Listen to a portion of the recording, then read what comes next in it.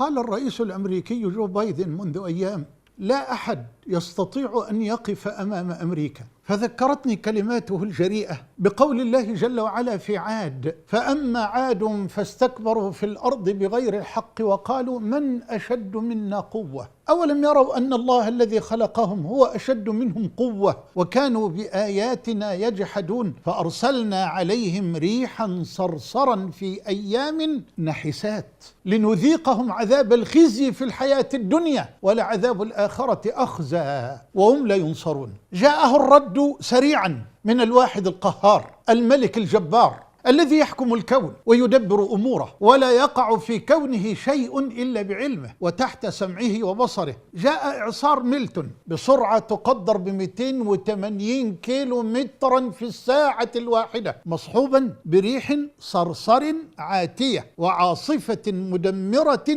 قاسية وفيضانات مغرقة طاغية تقتلع الأشجار وتهدم البيوت بل وتدمر المطارات العسكرية. رأيتم على الشاشات الطائرات كالعلب تعصف بها الريح. ليقف جو بايدن مرة أخرى في البيت الأبيض ليناشد بنفسه السكان بضرورة الفرار فورا. قال الآن الآن الآن، كررها 3، بالفرار فورا من أسوأ كارثة طبيعية يقول تحتاج الولاية منذ أكثر من 100 عام، ولاية فلوريدا. ثم قال إنها مسألة حياة أو موت، وليس هذا من باب المبالغة. نعم يا إخواني ويا أخواتي، لقد عصفت الريح بشدة وهطلت الأمطار بغزارة وهرب الناس وتركوا مساكنهم في نزوح جماعي ذكرنا بنزوح المظلومين المقهورين في فلسطين وسوريا ولبنان وغيرها. فالكون حافل بالأسرار المحجوبة بالأستار تدركها البصائر المنيرة ولا تراها الأبصار. وتذكرت قول العزيز الغفار وقول الواحد القهار: فلما أحسوا بأسنا إذا هم منها يركضون. لا تركضوا وارجعوا إلى ما أترفتم فيه ومساكنكم لعلكم تسألون. قالوا يا ويلنا إنا كنا ظالمين. فما زالت تلك دعواهم حتى جعلناهم حصيدا خامدين. أي لا تركضوا هاربين، لا تفروا هاربين من نزول العذاب، وارجعوا إلى ما كنت فيه من النعمة والسرور والمعيشة الطيبة والمساكن الآمنة. ولكن هيهات هيهات، فلا تغتروا بقوة ولا تفرحوا بكبر وبطر وأشر.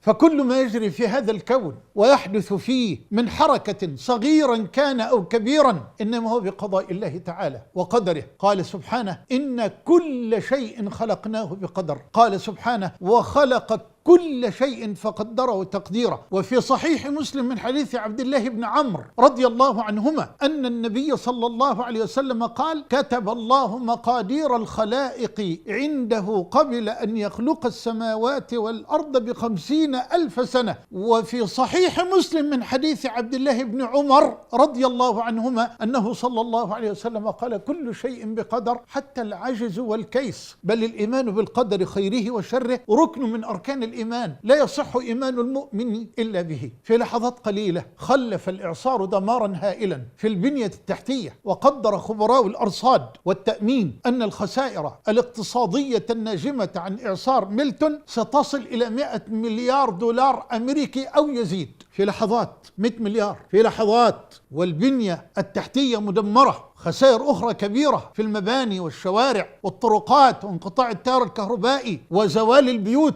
المتنقلة. يقول الخبراء في تعليقهم على هذا الحدث المروع: إن للتغير المناخي دورا كبيرا في تفاقم شدة الأعاصير كإعصار ميلتون وهيلين الذي سبقه بأيام، إذ ترفع درجات حرارة المحيطات قوة العواصف وتزيد كمية الأمطار. لا حرج، لا مانع من أن نفسر هذه الظواهر الطبيعية تفسيرا علميا، لا حرج عندي في ذلك. لكن يجب أن نعلم أن الطبيعة وأن الكون كله من سمائه إلى أرضه، من بحاره وأنهاره ومحيطاته بزلازله وبراكينه فيضاناته، الكون كله مخلوق لله ولا يتحرك فيه شيء إلا بأمره وتحت سمعه وبصره. فهو الذي خلق هذا الكون وأنشأ هذا الوجود المليء المليء بالأسرار، وهو الذي يدبره ويملكه ويسيره على النحو الذي يراه. قال جل علاه: وعنده مفاتح الغيب لا يعلمها إلا هو ويعلم ما في البر والبحر وما تسقط من ورقة إلا يعلمها ولا حبة في ظلمات الأرض ولا رطب ولا يابس إلا في كتاب مبين. جل جلاله كل يوم هو في شأن. ومن جميل ما قرأت لعالم إنجليزي مشهور متخصص في علم الطبيعة والرياضيات، وهو سير جيمس، يقول: لقد كان العلم القديم يقرر تقرير الواثق أن الطبيعة لا تستطيع أن تسلك إلا طريقا واحدا، هو الطريق الذي رسم لها من قبل لتسير فيه من بداية الزمن إلى نهايته. أما العلم الحديث فكل ما يستطيع أن يقوله حتى الآن هو احتمالات، أما ما يجب أن يحدث يقول فهو أمر موكول إلى الأقدار مهما تكن طبيعة هذه الأقدار. كلمات أرجو من الليبراليين والعلمانيين والطبيعيين أن يتدبروها وأن يتفكروا فيها جيدا. أما نحن المؤمنين فنحن لا نستشهد بهذا ولا نستدل بهذا على أن الكون كله مخلوق لله وبيد الله يدبره كيف شاء، بل نحن على يقين بأن الأقدار بيد الواحد القهار. فما أعظم آيات الله في خلقه. وفي الرياح آيات عظيمة، فالريح آية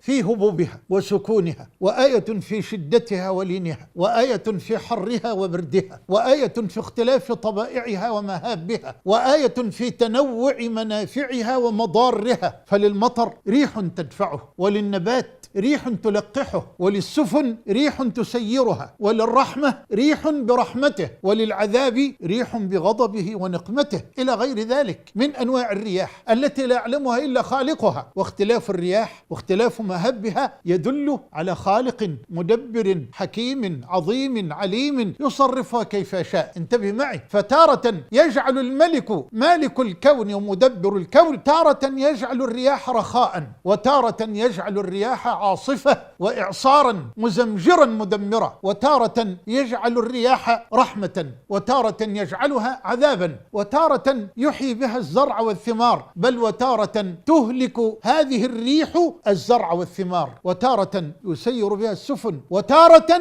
تغرق تلك الريح السفن. فإذا شاء سبحانه صرفها فجعلها رحمة ورخاء وبشرا بين يدي رحمته ولاقحا للسحاب وللثمار، كما قال سبحانه: وأرسلنا الرياح لواقح فأنزلنا من السماء ماء فأسقيناكموه وما أنتم له بخازنين. وقال سبحانه: والله الذي أرسل الرياح فتثير سحابة فسقناه إلى بلد ميت فأحيينا به الأرض بعد موتها كذلك النشور. آية سورة فاطر. وإن شاء سبحانه أرسل هذه الريح أرسلها عذابا وجعلها عقيما وجعلها بقدرته صرصرا ونحسا وعاتية يهلك به من تكبر وتجبر. قال سبحانه: وأما عاد فأهلكوا بريح. هذه عاد الأولى، وطالما ذكر جل وعلا الأولى فحتما هناك عاد الثانية. نعم، فأهلكوا بريح صرصر عاتية سخرها عليهم 7 ليال و8 أيام حسومة فترى القوم فيها صرعى كأنهم أعجاز نخل خاوية. وقال تعالى: فأما عاد فاستكبروا في الأرض بغير الحق وقالوا من أشد منا قوة أولم يروا أن الله الذي خلقهم هو أشد منهم قوة وكانوا بآياتنا يجحدون فأرسلنا عليهم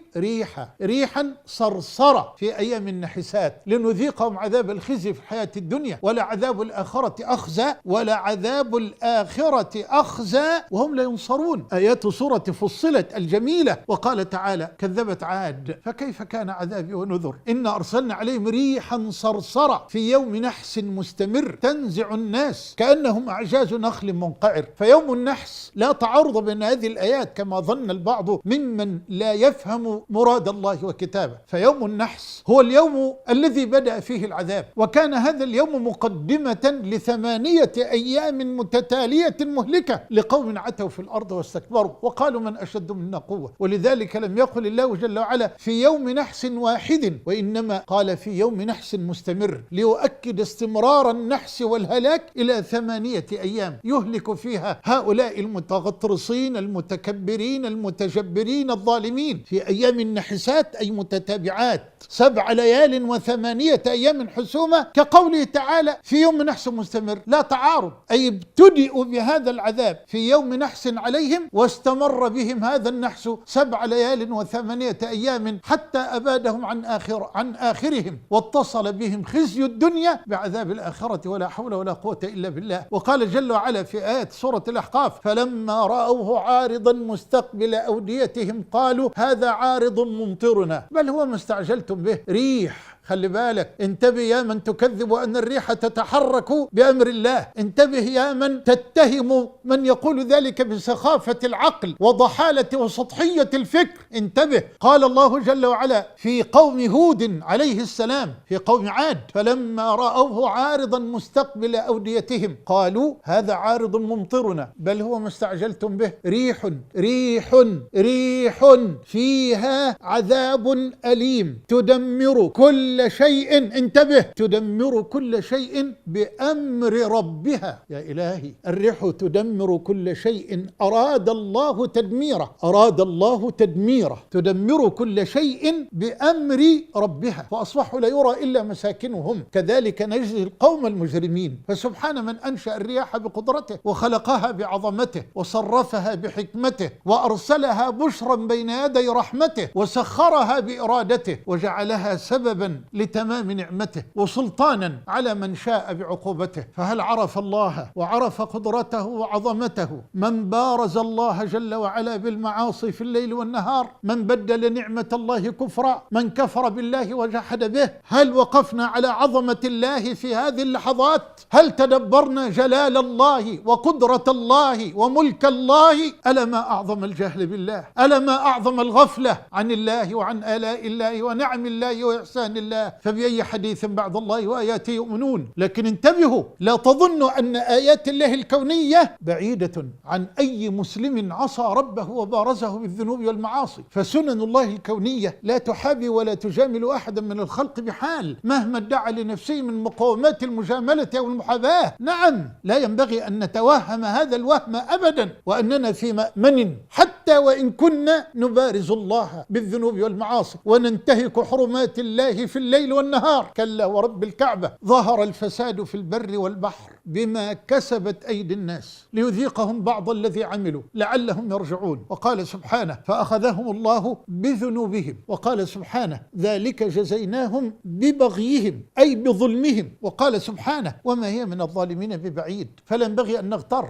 وإنما يجب علينا أن نجدد التوبة والأوبة وأن نرجع إلى الله جل وعلا وأن نكثر من الاستغفار، فهو الأمان المتبقي لنا في الأرض. ويجب علينا أن نمتثل أمره ونجتنب نهيه ونقف عند حدوده. ويجب علينا ألا نتجرأ على انتهاك محارمه في الليل والنهار. ويجب علينا أن نصحح العقيدة وأن نخلص العبادة وأن نحقق الشريعة وأن نمتثل أمر ربنا وأمر نبينا وأن نعتصم بالقرآن والسنة ونحن في غاية الحب لله والرضا عن الله. أسأل الله جل علاه أن يرحمنا برحمته وأن يرفع عنا الفتن ما ظهر منها وما بطن، وأن يجعلنا وإياكم جميعا وجميع بلاد المسلمين في كنفه وأمانه وستره وضمانه، إنه ولي ذلك والقادر عليه. وأن يقر أعيننا بنصرة الإسلام وعز المسلمين وبنصرة أولئك المستضعفين في أرض فلسطين وفي أرض لبنان وفي أرض سوريا وفي كل مكان، إنه ولي ذلك والقادر عليه. وصلى الله وسلم وبارك على نبينا محمد وعلى آله وأصحابه أجمعين، والسلام عليكم ورحمة الله وبركاته.